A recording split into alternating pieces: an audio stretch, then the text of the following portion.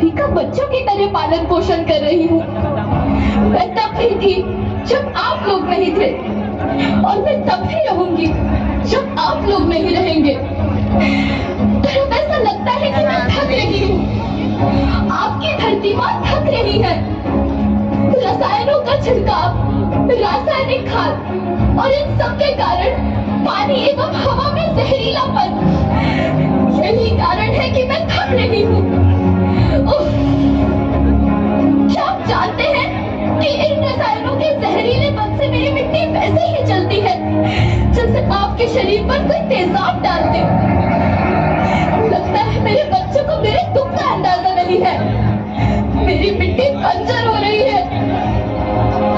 ये रसायन मेरी मिट्टी के उपजाऊपन को खत्म कर रहे हैं और उसमें पाए जाने वाला नमक मेरे शरीर पर मिर्च की तरह चल रहा है।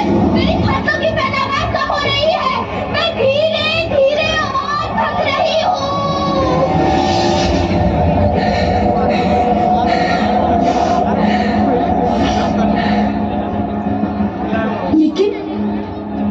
लेकिन अब मुझे याद आता है कि पहले मैं बहुत सुंदर थी, बहुत प्रसन्न थी, हमेशा हंसती थी। मुझे अब भी याद है।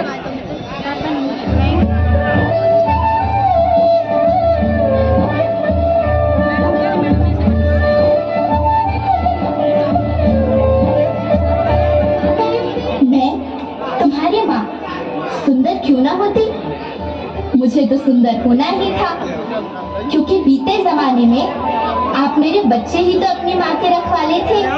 आप लोग प्राकृतिक खेती करते थे और फिर हमारी सभ्यता में तो प्रार्थना में धरती कल्याण की है।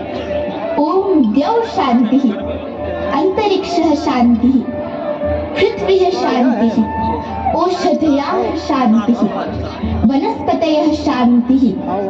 ओम शांति शांति शांति।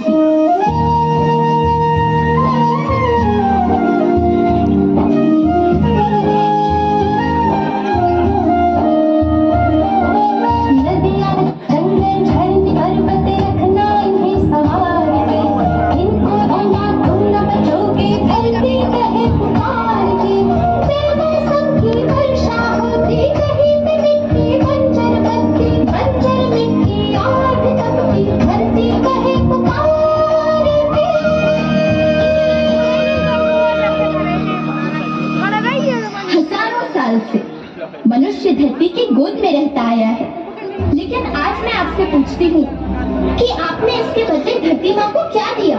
ये जहरीले रसायन और प्राकृतिक खाद जो मिट्टी को बंजर कर रहे हैं, उर्वरकता को बर्बाद कर रहे हैं। आप अच्छी पैदावार के लालच में जो रासायनिक खाद अपने खेतों में डाल रहे हैं, वो अभी तो लाभ देगी, लेकिन लंबे समय में उसी नुकसान ही है। रासायनिक खाद जहर समान है और तो और फसलों में पानी की खपत भी बढ़ गई है, जिससे खेती की लागत बढ़ रही है और पानी का स्तर जमीन के काफी नीचे जा रहा है।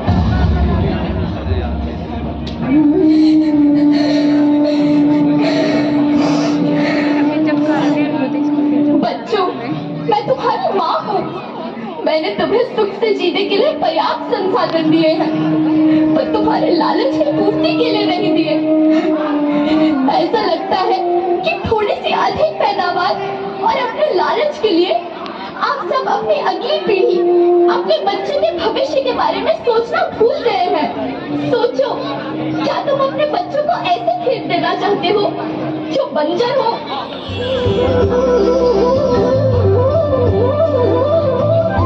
अरे तुम तो विंध्य की बेटी हो, मध्य प्रदेश की बेटी हो, भारत की बेटी हो। आओ, तुम ही मेरे बच्चों को कुछ बताओ। धरती माँ, हम तो अपने बिंद के सवे जन्म का केवल इतने कहे चाहे थे कि प्राकृतिक खेती यह समय की मांग बन चुकी है। प्राकृतिक खेती यह उद्देश्य के साथ होत है कि जौने जमीन और हमरे मिट्टी की उर्वरकता बनी रही। हम सबका प्रकृति के साथ मित्र जैसे व्यवहार करे चाहिए। हम अपना से आने वाली पीढ़ी की तरफ से यह विषय का ध्यान देके सुने और देखे के विनती करी थी। अभी न संभले मेरे बच्चे तो फिर तुम पछताओगे,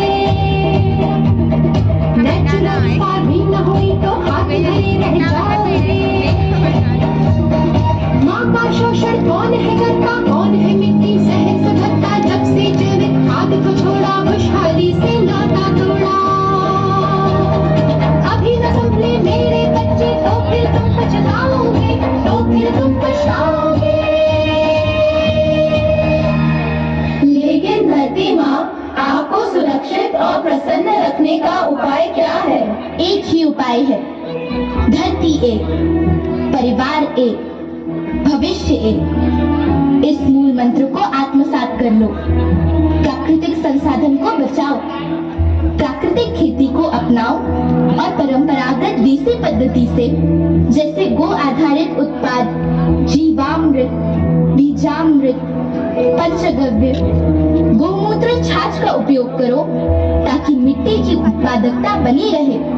याद रखना, मैं माटी हूँ, माँ होना मेरे नाम में बसा है।